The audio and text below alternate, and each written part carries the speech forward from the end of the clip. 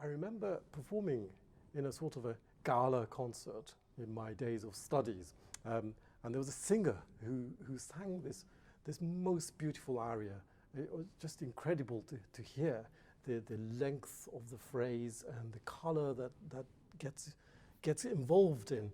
And I remember sitting there and thinking, why did composers keep doing melody writing for the piano? I mean, the singers have a complete advantage entirely. But with this movement, I particularly feel that it does work. It's not the same as singers, or it's not the same as any singing instrument, but it does bring out the singing quality of the piano really, really beautifully. And it does have to be done with care and attention. But the first thing I really feel is that the key is to really train ourselves or retrain to listen to the sound that we're creating. So if I start the first chord, and that, which is still going, that sound, I really, firstly I need to feel, I need to get that right arm movement, the right finger touch, everything to create the most beautiful sound that I can imagine, supported of course by the bass. So voicing is key. We have the very bass and the key, this indicates the key, and then top. And then played together, and that has to be the most beautiful sound. And keeping focus on the listening is really vital. Whilst we're thinking about everything else that's going on, that listening, we need to be extra careful.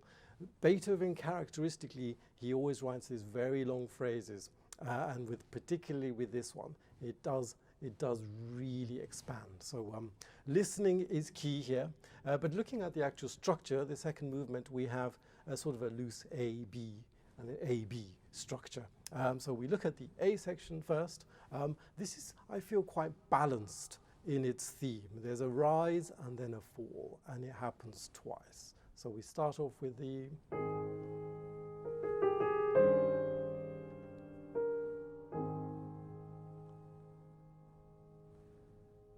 and it concludes so nicely that one would almost just be happy with that.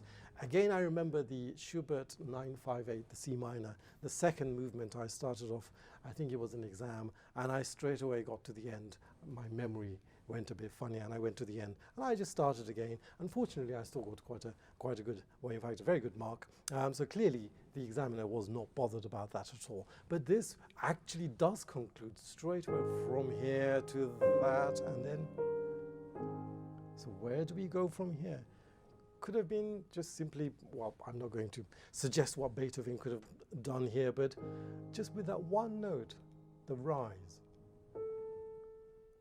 And with that, instantly, now we're all focusing, oh, what's that in A flat major? That comes in. What a clash.